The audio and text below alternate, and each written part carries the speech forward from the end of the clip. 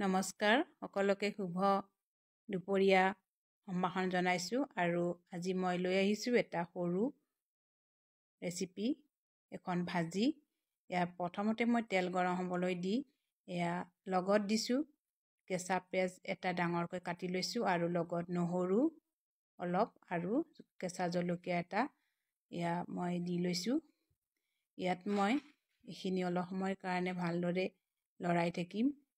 অলপ সময় ভজা হোৱাৰ পিছত ইয়াত মই দি লৈছোঁ সৰু গুটি আলু কেইটামান। এইখিনি মই এতিয়া অলপ সময় ভাজি থাকিম ভালদৰে লৰাই। ইয়াত মই এতিয়া আন্দাজমতে নিমখ আধা চামুচমান দি ল'ম আৰু আধা চামুচমান হালধিও দি লৈছোঁ। এইখিনি মই দিয়া হোৱাৰ পিছত এইখিনি অলপ সময় ভালদৰে লৰাই থাকিম।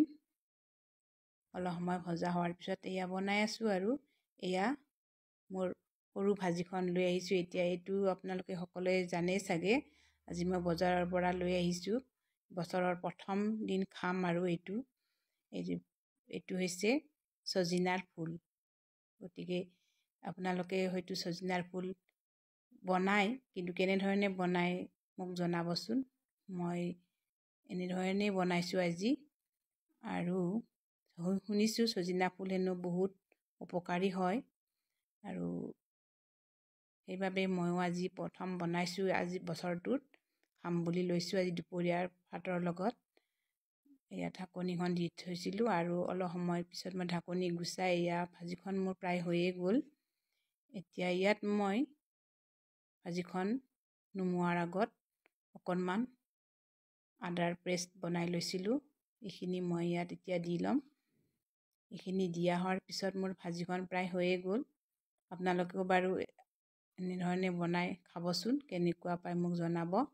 আৰু এতিয়া মই দুপৰীয়াৰ সাজত এনেদৰে খাম।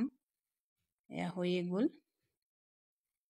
সুন্দৰকৈ প্লেটত সজাই লৈছোঁ ছজিনা ফুলৰ ভাজি। এতিয়া খোৱাহে কথা। ধন্যবাদ।